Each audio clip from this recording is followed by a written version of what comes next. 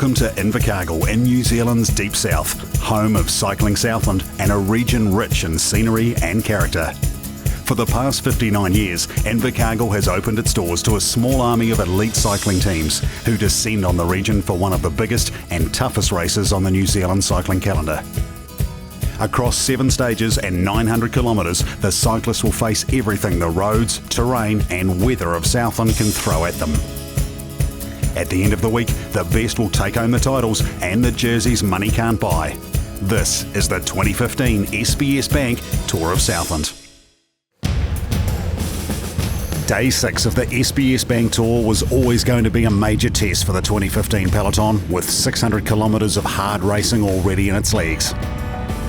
The revised course from Invercargill to Gore also included some new challenging climbs, which added to the hurt, and the weary field splintered during the first half of the stage. The move of the day came around Edendale with the threesome of national champion Joe Cooper, Matt Zenovich and Nick Bain, who wouldn't be caught as the main GC contenders were content to mark each other closely back in the chase group. With the national jersey on his back, Cooper powered up the climbs to take a commanding lead in the King of the Mountain classification and simply rode away from the field to earn the largest stage win of 2015, 1 minute 37 seconds ahead of Zenovich, with Bain's third place stage finish enough to put him back in the pink under-23 leaders jersey. Tour leader Brad Evans didn't let Robbie Hucker get more than a bike length away, meaning the PowerNet rider maintains his 14-second lead over the Australian heading into today's 2 final stages in what is now a 2-horse race for the 2015 SBS Bank Tour of Southland title.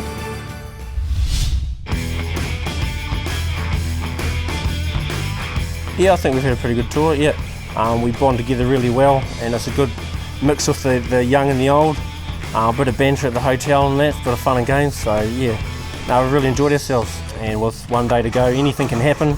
Just watched a few moves, but I'm quite comfortable with where I'm at. Yeah, first tour, and it's been a hard one. Got blown off 5 times, but just kept on going, and lucky I'm starting to find my legs now, and I'm actually really enjoying it.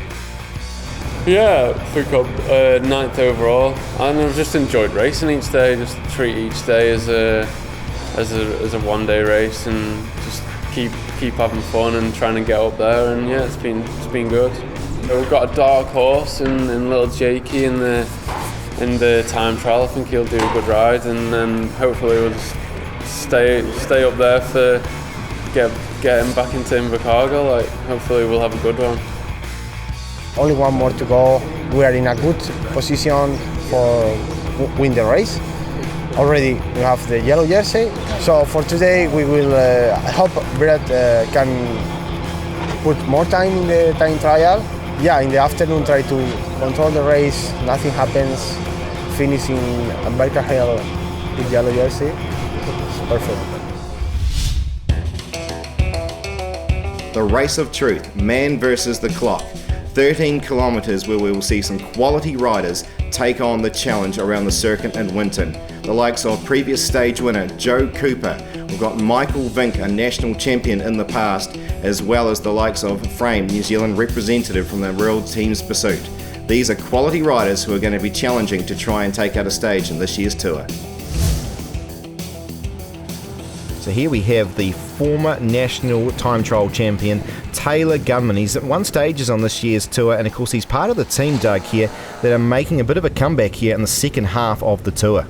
Avanti Racing Team will be disappointed with their first couple of days. I have a wonder whether they lost morale with the weather conditions on day one. They've had a long season, these guys. They won the National Racing Series in Australia, a long year for them, but by crikey, they're showing themselves to be the true champions we know they are from last year later on in this race. Well, they're certainly a team full of men that know how to race against the clock, and Gunman here you can see powering up towards the Winton Township, the central Southland Township that's well supported of the tour every year as number 2, Joe Cooper, a man that's already won the stage 2 times previously in its year and would certainly be earmarked as one of the favourites today.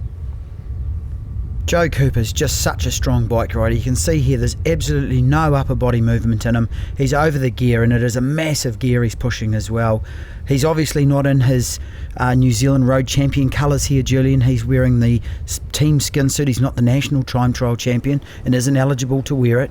So Joe Cooper's just having an absolutely barnstorming last half of this Tour of Southland this year. It's certainly not a long circuit, this particular one, some 13.6 kilometres, but it could be one that could make a major shake-up on the overall standings. As we look to the national time trial champion, Michael Vink. He has won the stage before, and again will be another man that will be closely watched here to see if he can move himself up further in the standings. So here we have Nick Bain. He is the Henderson Construction Limited under 23 leader after a fine effort yesterday, getting third into the stage. Makes his way up onto the start line, but Vink powering his way down the straight here. This is a man who has made a lot of inroads over the last few days here in the Tour to move himself closer to getting onto that podium into Gala Street. He had such a determined ride yesterday going into Gore. You could see the frustration of him trying to get away from that chasing group and trying to distance himself in order to peg back some more time. So Vink is going to power past McCabe of America here, remembering they started at a 1 minute interval, so that is an outstanding ride by Michael Vink. As we see a running race going on down the straight here, this is Bain. He's obviously crashed here in the last few hundred metres, the blood streaming down the legs. This is extremely unfortunate for the man who was leading the under 23. He's had to bring the bike home. As you can see, the medic team's getting in behind him. The disappointment is apparent. Absolutely exceptional circumstances. It is very wet today, and the cornering for these riders will have been treacherous. That is just a disaster for Nick Bain. You've got to feel sorry for the guy. This was a guy, of course, who was in the top 5 coming into the stage. It's going to be very interesting to see what sort of difference that now makes to him on the general classification. As we look to the man from Otago, number 22, getting himself up onto the line. He'll be chasing this man here. They've been teammates before, Doug, in Australia, but today the competitors with only 14 seconds separating Brad Evans here and Hucker. This is do or die here for Brad Evans. If he wants to win this race, he's got to keep that time gap below that 14 seconds. And of course for Robbie Hucker, it's his chance to peg back the time and win the jersey. It's do or die here for these guys. And Brad Evans, as we've seen, is such a strong rider. You can see him here now coming up towards the finish, back into the township of Winton. The conditions are pretty horrible. As the days worn on, the conditions have got a lot harder, but Brad Evans is in a massive gear. He is seriously motoring along here. The former junior world pursuit rider here. He won the national championships as a junior rider in the individual pursuit. He is a good man against the clock, and he can see the man in the orange jersey not too far ahead. So it's a good sign for him here as he tries to shut down that 1 minute gap, Doug. It's getting down to about 20 seconds. This is a huge ride from the man in the yellow jersey. Brad Evans is just cementing his yellow jersey here, and what a barnstorming ride again from Brad Evans. You can see here the team out of the van encouraging him to catch Robbie Hucker, and this is one of the biggest rides that Brad Evans pulled out of this year's SBS Tour of Southland. This was made to be the most defining moment in this year's tour, but Brad Evans has stayed nice, cool, calm and collected throughout here and has come through with a storming effort here to try and get himself further out in front in this yellow jersey as he's about to just about catch the man onto the line, Robert Hucker, with only one stage remaining. It looks like Brad Evans here is going to be just too powerful for these boys this year. Fantastic ride from Brad Evans. That is really, really going to be a relief for him. It would have been a sleepless night, I'm sure. Joe Cooper takes out the time trial in fine fashion, but it makes no difference to the top 10 for him as it's Brad Evans who continues in the yellow jersey, extending his lead to 1 minute 11 over Hucker, while Liam Aitchison moves into the pink jersey. Our legs have finally arrived from Australia, so yeah, I mean, we're just hopefully not just going to roll into the cargo this afternoon. We're going to, get out there and test out the rest of the field's legs and those gutters, and hopefully rip it a new one, and go down swinging. The final stage of this year's tour will bring them into Gala Street, the traditional finish of this SBS Bank Tour of Southland for a number of years, and we will see a number of teams to the fore as they try and take out a stage after 6 days of hard grind on the roads of Southland over 900 kilometres. Brad Evans took the stage out last year, and he will be a man to be well marked by a number of the teams. The last stage of the Tour of Southland is never a procession. We've seen the lead change hands in previous editions, and all the riders will be desperate for their last chance to try and win a stage.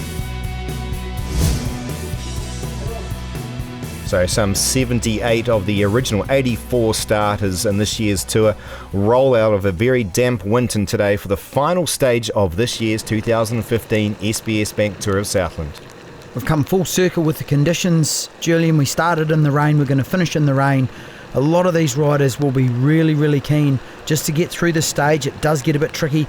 They'll be really looking forward to finishing the stage, of course, staying upright, getting into Gala Street. None more so than Robbie Hucker here, who is still in second place, and of course Brad Evans, the Tour leader. He'll be hoping just to stay out of trouble, stay out of any mishaps, stay upright on his bike. We saw Nick Main fall off in the time trial. Anything's possible in bike racing, and it's not over until you cross that finish line in Gala Street. The flag drops at the 100k mark, and they make their way now out of Winton towards Headshope today and over some lumpy terrain before into the traditional finish into Queen's Park this afternoon. And we can see their Avanti racing team got themselves towards the front of the race here, because the race within the race, there's a number of jerseys still up for grabs, including the Harcourt's Sprint Ace, where they've got Fraser Goff, who is 8 points off the lead there of Joe Chapman in that green jersey. So they'll be looking for some early points here in this stage.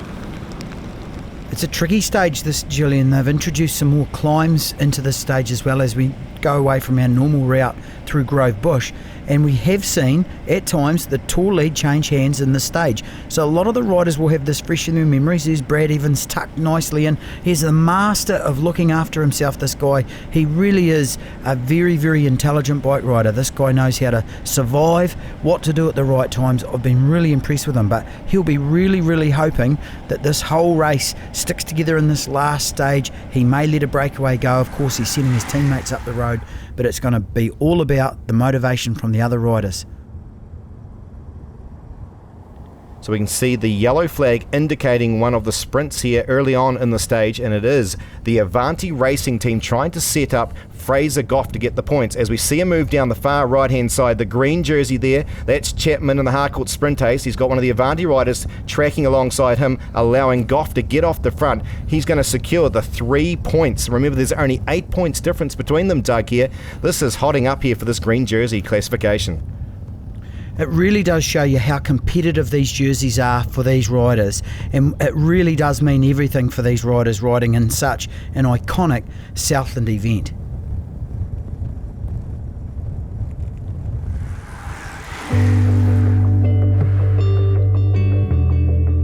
There is nothing, anything, anywhere like our race. It started off very much as a local thing. The first year it was run as a centennial event and intended to be a once-off, and it's sort of grown from there. Personifies grit, determination. You have some of the most beautiful scenery in New Zealand, you know, going down the Tapiri coastline, up into the back of Fiordland, and it just showcases a beautiful part of New Zealand that a lot of New Zealanders don't know about. But that also goes to a world stage. When you get an opportunity to get to another country you haven't been to yet and do something that you love and tour the country that way and get to meet that cycling community, I mean, why would you pass it up if you could do it, you know? So that's definitely a draw. I've been doing it since I've been 18, and I have returned every year. So I don't know, call it a sucker for punishment or whatever you want, but there's this attraction to the tour which I can't quite explain. You know, for me, I think it's just a pride thing. It's a good race in our own backyard, and nothing else quite matches it in New Zealand. It's 59 years young. We're 3 years in, and we couldn't miss the 60th anniversary. Even our team members, our staff, get madly into it, so we had to be there for number 60. It's become a special event in my life. That's 1 week of the year that gets priority. There's a lot would disagree with that. They think cycling gets more than 1 week a year, but I think I've been encouraged to that because of the success of the tour over the years and some of the really world-class riders we've had come here. who've gone away with so much praise for it. So yeah, it's been a great ride, and hopefully it's not over yet.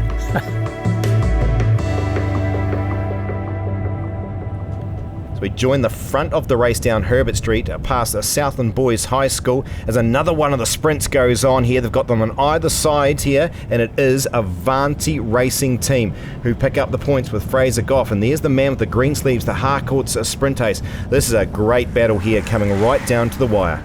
Yeah, this sprint competition and the last few prems for this jersey is certainly not going to be tiddlywinks, Julian, and Joe Chapman is right in there, scrapping it right to the finish. The Avanti Racing Team, I've got to say, are very, very organised in their lead-out chains. They're a professional unit, the best in Australia. Joe Chapman's got a job ahead of him. So the riders now making their way up Agala Street here. This is where they'll finish with 3 laps. So they've got 3.5 laps they in essence do, as another sprint now sets up, and there are the 2 men that are vying for the points here. Chapman, gritting the teeth, comes over the top of Fraser Goff. These boys want this jersey here. They want to be on that podium in 20 minutes time as they desperately try and pick up the 3, the 2 or the 1 pointer. The sprint jersey is still up for grabs. Even at that last prem, Joe Chapman is still 2 points behind. The Avanti boys will be making sure that there's no one gets away, because they desperately need those points in the sprint competition. But as we mentioned it, here is an attack going off the front. And again, it's Mike Greer-Holmes who've been very active in this particular stage here. And the 2 riders now is trying to open up a decent sort of a gap. You can see the Avanti Racing boys keeping a close eye on things at the peak of the peloton here. These boys getting a few seconds off, but there's a long way to go still in the stage. There is a long way to go. Each one of these laps around Queen's Park's just over 4 kilometres, and the riders' legs will be absolutely tested to the max. The conditions are very wet. These corners are really slippery. You can see painted lines. You only have to touch those with some of these racing tyres pumped up to 150 psi and you slip off. So there's some real nerves going on, I'd say, and the best way to quell those nerves is to get away on a breakaway like this and steer clear of trouble. Looked like we picked up the number 103 of George Aikens as being one of the 2 men off the front here, and you can see now the peloton being well stretched out, including Joe Cooper there at the back. You can understand why he's feeling a wee bit jaded after the last couple of days. The mouths are wide open. They're vying for the big honour of taking out the final stage of a tour. As often is the case, it is considered to be a serious one in which you want to be the man over the line first. The prestige of winning the final stage in a stage race such as the SBS Bank Tour of Southland is something you always remember, and a lot of riders try this trick. They try and break it up for the sprinters. They try and solo all the way down Kelvin Street. It's a long, long way. It's about 1 kilometre to go from the golf course, which is just coming up, which is an eternity when you've got about 65 or 70 guys breathing down your neck after 7 days of racing. And we can see now Tom Davison, number 3 from the Avanti Racing Team. Looks like his figure making the way across towards Aikens. Saw the green jersey back there in the peloton. He was at the front trying to get himself off there, but hasn't made the junction. So these 2 riders now getting themselves combined. There's another couple chasing here, and we've only got a lap and a bit to go here for these riders here. This could be a good move by these 2 men here, because of course Avanti Racing will control things towards the front. It also means that the sprint points that Joe Chapman is so desperately after have just been negated by those 2 riders. So by our calculations, Julian, I think Joe Chapman may have just lost the green jersey to Fraser Goff from the Avanti Racing Team, which is a real cliffhanger right at the last sprint. That is incredible after such a long way, and all of these sprint prems have had this week. So we saw it was Tom Davison, of course the man that was 3rd in the National Championships just a couple of years ago, up against the likes of the Hayden Ralstons here. He's settling into it now, and Aikens here going to go with him. They're going to try and team time trial this all the way to the finishing line. There's only a mere 10 to 20 second gap in it. They can't ease off the throttle whatsoever if they are going to secure the stage victory here. Absolutely, Julian. You can't look back. You've just got to commit to yourself. These guys will be just focused on the front wheel of the rider in front of them. They'll be coming through and giving it absolutely everything they possibly can. So as they approach the bow lap here, we can see Gavin Mason looks like he's going to be the man from Team Cromwell. He'll take out the 3rd points on the road here for the sprint. The second last sprint for these riders here as they make their way up Gala Street. You can see it's a bit of an incline here, which makes life difficult for the final sprint, or any one of these sprints. Here's the man in the green jersey, but no points available for him here. It's still those 2 men off in front. The riders can see them, but can they get themselves organised enough to try and shut it down as they make their way down Queen's Drive? That gap can quickly diminish when you've got an organised chase from the peloton behind. But these 2 guys, they are really committed here, as you have to be. They've got the finish line in their minds, and at this point in time, they'll be starting to think about who's got the best sprint. You can see there's a bit of looking around going on, Julian, but it's going to be a close thing. There we see it, 20-second gap. There's nothing in it as they look over the shoulders. It's Atkins having a look as they'll swing into the finishing straight. It should be enough to stave off the challenge from the main peloton. So our 2 leaders swing into the finishing straight, into Gala Street, where we've seen some outstanding sprints over the years here. They do the cat and mouse thing. It is Atkins who's been given the job here to try and lead out as they challenge themselves down the finishing straight either side of the road here. This is head-to-head battle. Atkins at the moment, but here comes Davison, the Commonwealth Games representative. He might have done enough here, and he's going to raise the hands in victory here once again for Avanti Racing Team. They take yet another stage on this year's tour, the final stage into Invercargill after 900 long kilometres here, 7 days of racing, and the man raising his hands in victory, Brad Evans of Otago, comes home safely to take out the 2015 edition. So Brad Evans with a 1:11 lead in the end over Robbie Hucker of Australia, while Mike Northey at 3:27 will complete the podium here in this year's events. Fraser Goff did enough in the final stage to win the Harcourt Sprint Ace by 2 points over Chapman and Zenovich. Another Avanti Racing Team member, Joe Cooper, takes out the Jesco Hydraulics King of the Mountains with 63 points. Liam Aitchison takes out the Henderson Construction Limited under-23 jersey with a very disappointed Nick Bain missing out with a crash earlier today, while Brent Allnut holds on to the Stonewood Home silver jersey by 18 minutes over Ackroyd and White. The final Stuff.co.nz most combative rider of the tour goes to Rion Nolan, while Avanti Racing Team, after the last 2 days, put themselves at the top of the Wednesday's team classification.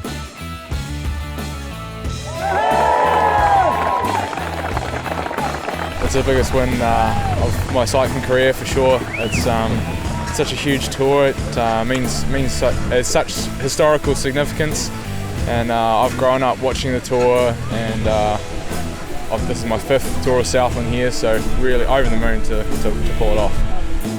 This morning I was pretty happy to put a good buffer into Robbie in the time trial. I had a really good ride there, and this afternoon just counted down the Ks, trying to stay up front, out of trouble.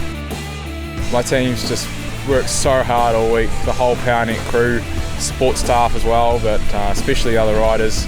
They're just so strong. Every time they've been controlling the front, controlling the guys we need to watch, especially at the start, and they just ride themselves into ground. I just can't thank all of them enough for helping me out this week. They've just been so strong, and it's been fantastic.